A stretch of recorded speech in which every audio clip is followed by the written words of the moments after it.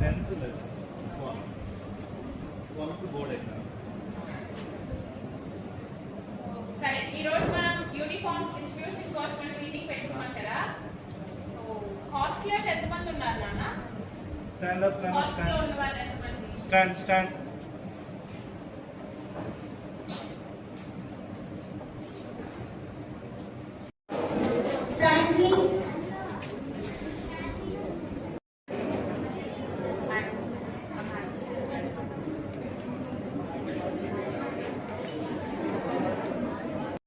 నుంచొని చప్పట్లతో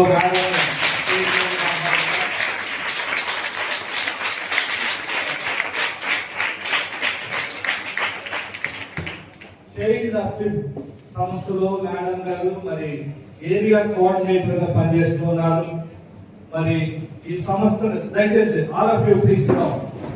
ఈ సంస్థ గురించి చెప్పాలి అంటే ఈ సంస్థ వ్యవస్థాపకులు శామ్ వన్మో గారు వారికి ఉన్నటువంటి మంచి ప్రేరేపణతో, దేవుడు వారికి కలిగించినటువంటి ప్రేరేపణతో మరి మన ప్రాంతానికి సంబంధించినటువంటి బిడ్డల్ని చదివించాలని, పేరు బిడ్డలను చదివించాలని మరి వారు చేయించినటువంటి ఈ యొక్క కృషిని దేవుడు వారిని ఆశీర్వదించాలని, వారి సంస్థను దీవించాలని, వారు చేయించినటువంటి పనిలో ఇంకా దేవుడు వారికి అభివృద్ధి చేయాలని మరి ఇక్కడ కూర్చున్నటువంటి ఇంకా ఎంతో మంది పేద బిడ్డలకు, అనాథ బిడ్డలకు, మరి అపార్యులకు, మరి వీరందరికీ కూడా మన భారతదేశంలో వీరు ఎంతో వేల మంది బిడ్డలకు వీరు సహాయం చేస్తున్నారు.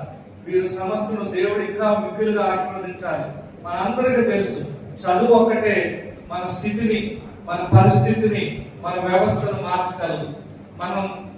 మన కుటుంబాల్లో అభివృద్ధి కలగాలంటే, మన బిడ్డలు ఆశీర్వదించబడాలంటే, మనం ఉన్నతమైన స్థితిలో మన బిడ్డలు నిలవాలి అంటే మనందరూ తెలిసినటువంటి ఒకే ఒక సీక్రెట్ చదువుకోవడం.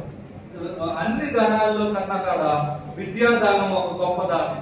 మరి ఇలాంటి విద్యాదానం చేస్తున్నటువంటి ఈ సంస్థకు దేవుడు నిండుగా వీరందరినీ కూడా ఆశీర్వదించి దీవించి వారికి నిండైనటువంటి ఆరోగ్యాన్ని కలగచేయాలని నేను మరి పాఠశాల ప్రిన్సిపల్ గా నా టీచర్స్ అందరి తరఫున, మరి మెటాస్ ప్రెసిడెంట్ గారి తరఫున నా మనస్ఫూర్తిగా కోరుకుంటూ మీ అందరూ నుంచున్నట్లయితే మనం ప్రార్థన చేసుకుందాం. తర్వాత కార్యక్రమాన్ని మొదలు పెట్టుకుందాం.